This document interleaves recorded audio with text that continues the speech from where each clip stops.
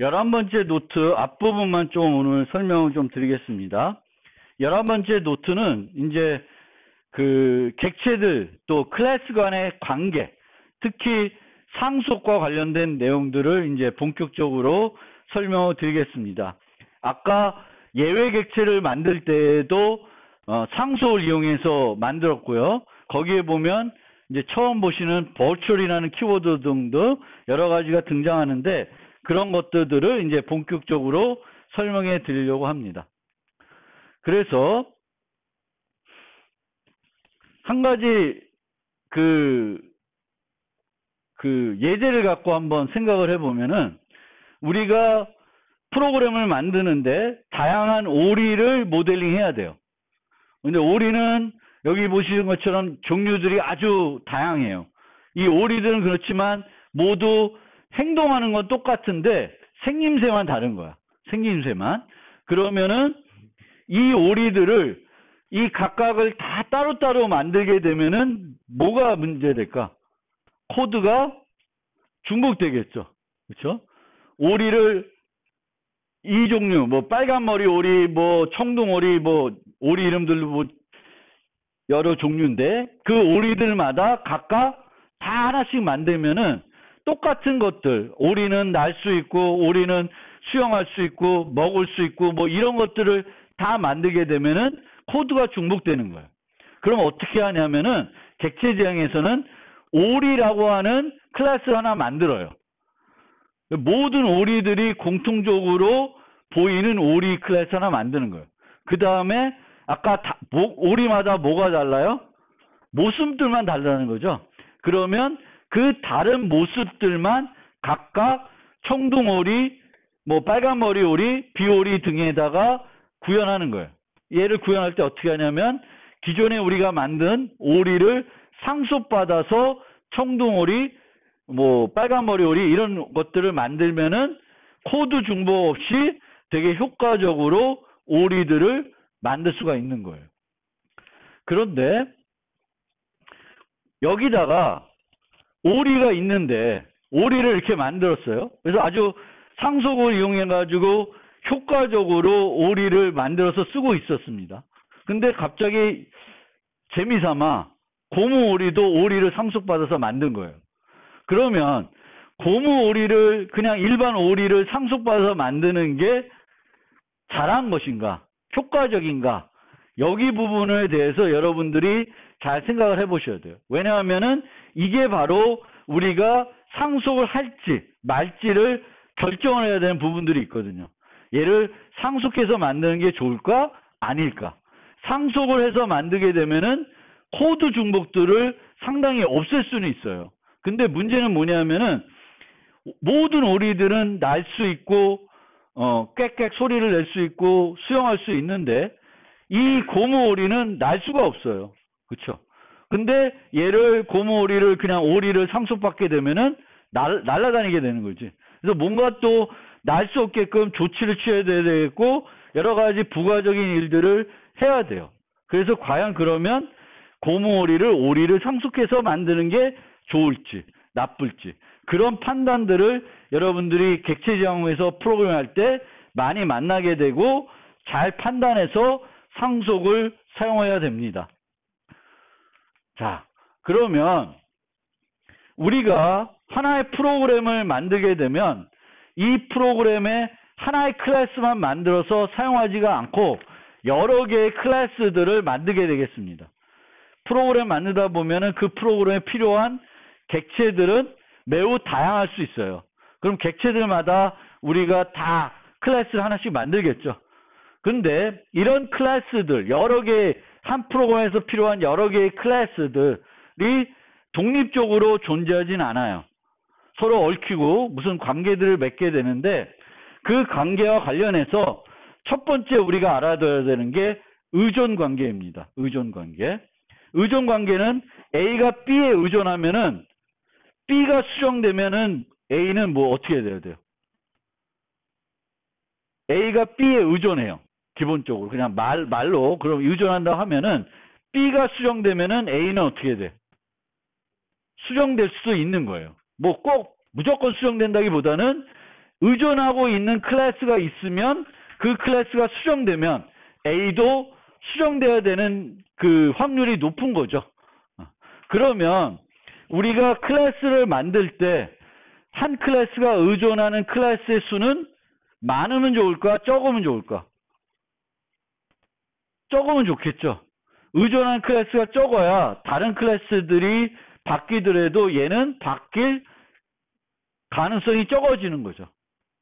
그러면 우리가 A라는 클래스를 이렇게 놓고 보면은 여기에 보면은 A 클래스를 정의할 때 B라는 클래스도 쓰고 있고 C라는 클래스도 쓰고 있고 D도 쓰고 있고 E도 쓰고 있고 F도 쓰고 있어요.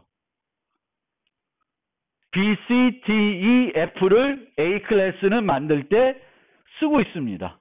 그러면 A는 B, C, D, E, F에 의존하는 클래스가 돼요. 몇 개 클래스에 의존해요? 5개 클래스에 의존하게 됩니다. A는 B를 상속받게 되겠고 C도 상속받고 있는 거예요. 요거는 상속 관계예요. 그 다음에 D는 멤버 변수로 다른 D 타입을 유지하고 있는 거예요. 얘를 우리가 나중에 되면은 포함 관계라 그래요. 포함 관계. 그 다음에 fu 함수에서는 이 클래스의 객체를 인제로 받고 있어요. 그리고 바에서는 F 클래스의 객체를 내부적으로 만들어서 쓰고 있습니다. 그러면 E와 F는 사용관계라 그래요. A가 어떤 행위를 할 때, A 객체 어떤 행위를 할 때 다른 객체를 필요로 하는 거죠. 그러면 사용관계라 그래요. 상속, 포함, 사용관계. 이런 개념들이 이제 여기 들어오는 거예요. 어쨌든 우리가 한 클래스를 정의할 때 다양한 클래스들이 나타날 수 있고 이거는 우리가 기계적으로 셀 수 있죠. 그래서 이거를 실제 내가 클래스를 정해보고 세봐서 너무 많으면은 얘를 줄일 수는 없나 한번 고민해 볼 필요가 있어요. 클래스는 우리가 모듈은 높은 응집성, 낮은 결합성을 갖고 있어야 된다고 그랬어요. 객체지향에서의 모듈은 클래스가 되겠고 클래스도 높은 응집성, 낮은 결합성을 가져야 돼요. 여기서 낮은 결합성은 의존도가 다른 클래스와의 의존도가 낮아야 되는 거고 여기서 보면은 5개에 의존하고 있는 게 되는 거예요. 그래서 저거를 줄이면 줄일수록 좋은 거고요. 의존을 하더라도 코드의 유연성을 높이기 위해서는 구체적인 클래스 대신에 추상 타입에 의존하는 것이 좋습니다. 그러니까 요 2가 아까 pet, dog, cat이 있으면 pet은 추상 타입이에요. 걔 밑으로 강아지, 고양이가 있어요. 그럼 여기에 pet이 오는 게 훨씬 더 효과적이라는 거예요. 강아지가 오면 어떻게 되겠어요? fu에서는 뭐만 받을 수 있어요? 강아지만 받을 수 있죠. pet이 오면 모두 받을 수 있어. 강아지도 받고 고양이도 받고 또 그 밖에 햄스터 다 받을 수 있어요. 그래서 의존하더라도 클래스가 다른 클래스에 의존하더라도 상속관계에서 위에 있는 애들에 의존을 해야 좀 더 코드가 유연해집니다. 그래서 그렇게 이제 기본적인 개념을 이해하시고 우리가 이제 의존 관계에서 이런 경우에는 포함 관계, 이런 경우에 사용 관계 뭐 이렇게 얘기했는데 그거를 좀 더 세부적으로 보면 클래스와 클래스가 맺어지는 관계가 있고 클래스와 클래스가 맺어지는 게 아니라 클래스의 객체와 이 클래스의 객체가 맺어지는 그런 경우가 있습니다. 그래서 그걸 구분하기 위해서 클래스 간 관계, 객체 간 관계로 우리가 관계를 구분할 수 있어요. 그래서 C++에서는 클래스 간 관계는 상속 관계밖에는 없어요. 앞에서 A는 B의 자식 클래스, B는 A의 부모예요. C도 A의 부모고 A는 C의 자식이 됩니다. 요거는 이제 클래스 간 관계가 돼요. 클래스 간 관계. 그 다음에 객체 간 관계는 이 클래스의 객체와 다른 클래스의 객체가 맺어지는 거예요. 그래서 여기서 D와 E와 F는 E의 객체, E 타입의 객체와 F 타입의 객체와 D 타입의 객체가 A 타입의 객체와 관계를 맺는 거예요. 어떤 유닛이 있고, 게임의 유닛이 무기를 쓰면 유닛의 어떤 객체와 무기 객체가 관계를 맺는 거지 클래스 간의 관계가 맺어지는 게 아니라는 거예요. 그래서 얘네들은 차이점은 뭐냐면 클래스 간 관계는 정적 관계예요. 고정되는 거예요. 바뀌지가 않아요. 근데 객체 간 관계는 동적 관계로서 프로그램이 실행되면서 형성된 관계들이 바뀔 수 있습니다. 유닛이 처음에는 칼을 들고 무기로 칼을 들고 쓸 수 있는데 나중 돼서 그 칼이 버리고 도끼로 바뀔 수도 있고 뭐 총으로 바뀔 수도 있는 거예요. 그래서 객체 간 관계는 프로그램이 실행되면서 변할 수 있습니다. 그런데 클래스 간 관계는 프로그램을 수정하지 않는 한 안 바뀌어요. 강아지가 펫의 애완동물의 자식 클래스면은 그거는 그냥 그렇게 고정되는 거예요. 우리가 프로그램을 수정해서 코드를 수정해서 그 관계를 바꾸기 전까지는 고정이 됩니다. 객체 간 관계는 아니다. 클래스 관계부터 이 상속 관계가 있는데 이 상속 관계는 임의대로 우리가 맺어줄 수 있는데 반드시 is-a 관계가 성립해야 돼요. is-a 관계. is-a 관계가 성립할 경우에만 상속을 써야지 올바른 상속이 됩니다. is-a 관계가 뭐냐? pet, dog이 있으면 우리가 어떻게 쓸 수 있냐면 자식이 있고 부모가 있죠. 그러면 영어로 dog is a pet 이라는 문장이 말이 되냐 안 되냐를 보시면 돼요. 강아지는 애완동물이다. 말이 되죠. 근데 거꾸로는 말이 안 되죠. pet is a dog. 이렇게 되면 뭐예요? 모든 애완동물은 뭐예요? 강아지 하는 거죠. 이건 아니죠. 얘는 성립해요. 성립하면은 얘를 상속관계로 맺어줄 수 있어요. 펫은 이름을 갖고 있고 먹을 수 있고 뭐 등등 할 수 있네? 그러면 여기다가 person을 놔요. 사람을. 그럼 이게 어떻게 돼요? 어떤 문장이 돼요? person is a pet. 이렇게 되죠. 그럼 이게 말이 돼요? 사람이 애완동물이다. 말이 안 되죠. 그래서 이런 거는 코드 중복을 없앨 수 있어도 쓰시면 안 돼. 코드가 막 이상해지는 거야. 코드를 읽다 보면 사람이 애완동물이다. 이런 개념이 나오는 거예요. 그건 말이 안 되는 거예요. 코드가 좀 더 효과적으로 만들 수 있다 그래도 그렇게 만들면은 코드의 가독성이 엉망이 되는 거예요. 그래서 상속을 할 때는 우리가 상속하는 이유는 코드 중복을 없애려고 주로 하는 건데 is-a가 성립하지 않은 애들을 상속으로 묶으면 코드가 막 너무 이상해지는 거예요. 읽을 때. 사람이 애완동물이다 뭐 이상한 것들이 이제 등장하게 되는 거예요. 그래서 상속할 때는 반드시 is-a 관계가 성립해야 돼요. 그러면 아까 봤던 고무 오리는 오리다. 이게 맞는 말이에요? 아니에요? 애매하죠? 이런 판단을 우리가 해야 되는 거예요. 아, 고무 오리는 오리일까? 되게 무슨 철학 같고 힘든데 저거를 우리가 잘 판단해서 해야 돼요. 저거가 어색하면은 저거를 쓰면 안 되는 거예요. 그리고 고무 오리는 오리가 아닌 것 같기도 해요. 오리인 것 같기도 하고 그렇습니다.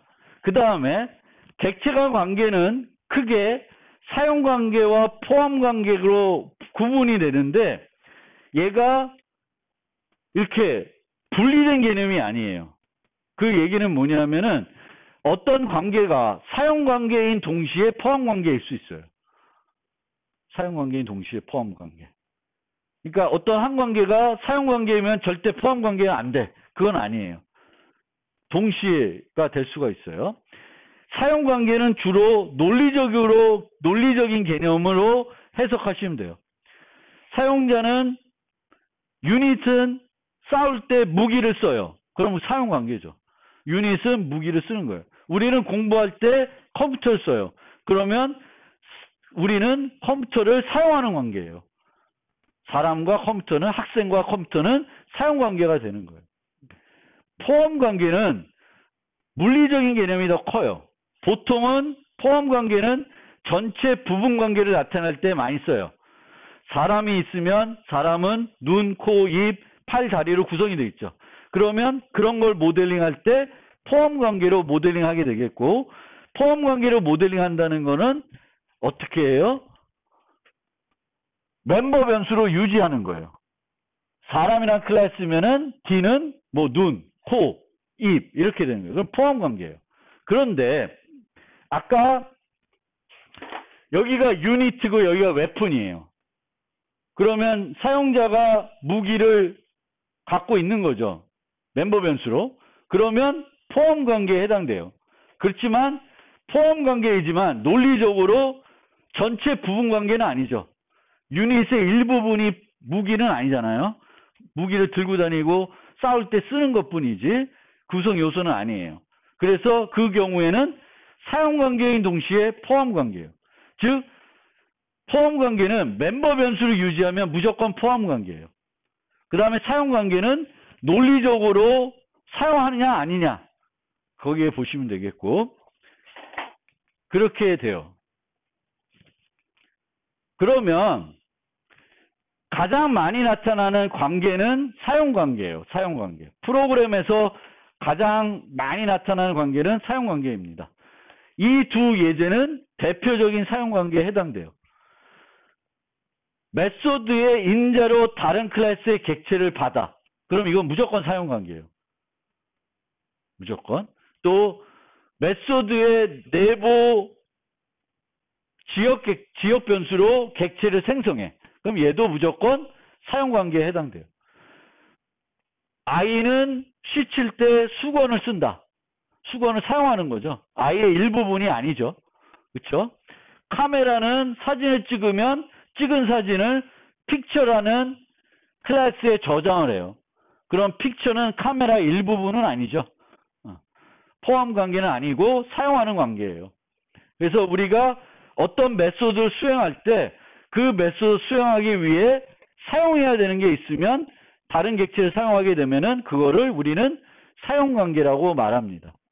그런데 포함 관계는 멤버 변수를 유지하면은 왜 멤버 변수 유지하냐 상관없이 모두 포함 관계라 그래요. 그래서 이 포함 관계를 크게 두 종류로 나누는데 연관과 포함으로 나눌 수 있어요. 그러니까 이게 좀 희한한데, 그러니까 전체 부분 관계를 나타내는 경우가 있고 아닌 경우가 있는 거예요. 전체 부분 관계 아닌 경우. 그래서 아닌 경우를 그냥 우리가 연관 관계라 그래요. 연관 관계. 전체 부분 개념이 아닌 거.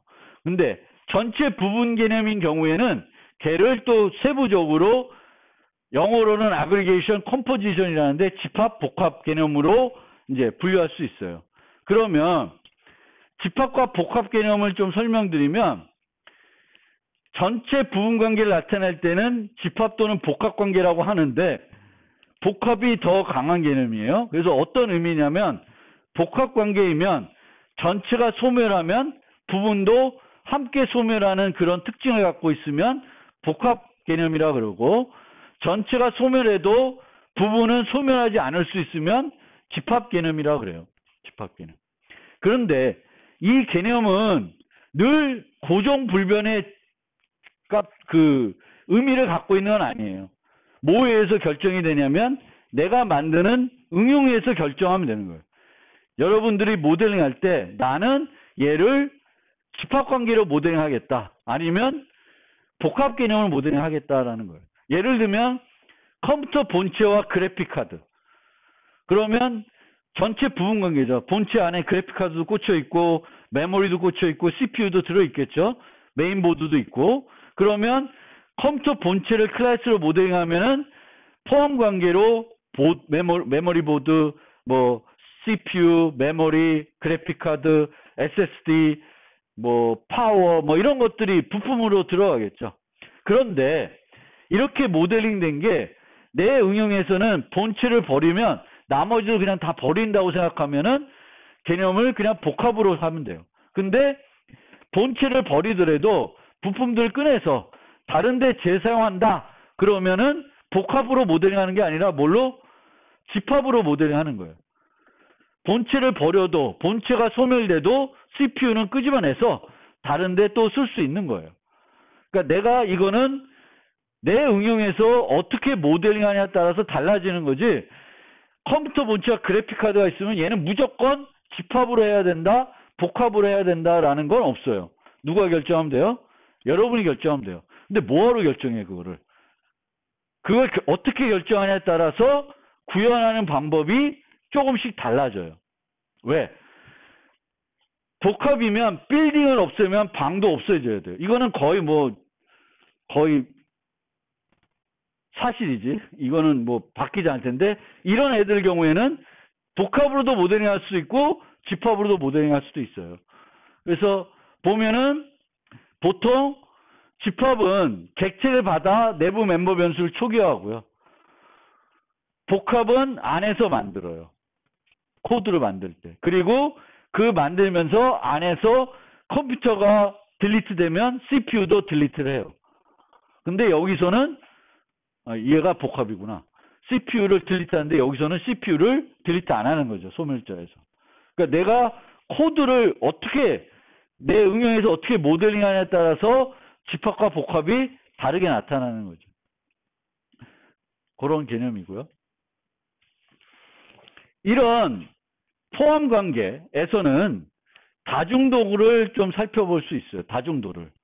다중도란 뭐냐면은 1대 N 관계냐, 1대 2냐, 1대 3이냐, 1대 4냐. 예를 들면 아까 유닛하고 무기가 있어요. 그러면 1대 1이라는 건 뭐예요? 유닛은 싸울 때 무기를 몇 개? 하나만 쓸 수 있는 거죠. 또는 하나만 소지할 수 있는 거예요. 근데 1대 다면 무기를 여러 개 유지할 수 있는 거죠. 그럼 여러 개 유지하려면은 프로그램이 달라져야 되지. 뭐 SCD 벡터로 내가 갖고 있는 물건들을 나타내야 된다든가 해야 되는데 1대 1이면 그냥 웨폰이라는 멤버 변수 하나만 만들면 되는 거죠. 그래서 이런 것들도 내가 어떻게 응용을 모델링하냐에 따라서 여러분들이 결정을 하시면 돼요. 근데 모델링 할 때 내가 이 모델에서는 유니트와 웨폰은 1대 1이다, 1대 4다, 이런 것들. 아니면 뭐 1대 2다. 최대 2개만 유지할 수 있다. 이런 것들이 응용에서 결정이 된 문제잖아요. 여러분 설계할 때. 그래서 설계하면 그대로 코드로 나타나야 되겠고, 연관관계가 이제 복잡해지면 다 대 다예요. 다 대 다인 경우. 그러니까 예를 들면 학생과 수강교과. 학생과 수강교과를 우리가 모델링 해보면 학생은 여러 개의 교과를 수강할 수 있죠. 그렇죠? 한 학기에 여러 개 수강할 수 있죠. 또 수강한 거를 재수강할 수도 있어요. 교과를 보면 교과 입장에서 보면은 한 교과는 한 학기에 여러 분반이 개설되고 그 여러 분반에 여러 학생들이 수강을 하죠. 그럼 이거를 우리가 클래스를 어떻게 모델링하냐? 그냥 있는 그대로 하면은 되게 중복된 정보들을 학생 클래스에도 있고 그 코스 클래스에도 있는 거예요. 그래서 얘들 관계가 어떤 두 개의 관계가 되게 복잡하면은 보통은 어떻게 하냐면은 관계를 나타내는 클래스를 별도 만들어요. 그레이드라는 클래스를 만들어서 얘도 얘를 유지하고 얘도 얘를 유지하게끔 만들어요. 서로 양쪽으로 유지하는 게 아니라 이 연관관계를 나타내는 별도 클래스를 만들어서 설계를 하게 되면은 중복된 정보 없이 더 깔끔하게 만들 수 있어요. 요 얘기는 그 교재에 보면 제가 좀 더 자세히 써놨거든요. 한번 보시기 바라요. 그래서 우리가 모델링 했는데 얘는 연관관계야, 포함관계야. 근데 다대다야. 그러면 얘를 어떻게 효과적으로 모델링 할 걸 생각해 보면은 이런 그 관계를 나타낸 클래스를 별도 추가적으로 만들어서 모델링하는 게 좀 더 효과적으로 프로그래밍을 할 수 있습니다. 여기까지 이제 기본적인 내용들을 설명드렸고, 이제 다음 시간에는 상속에 대해서 좀 더 이제 본격적으로 설명해 드리겠습니다. 오늘 여기까지.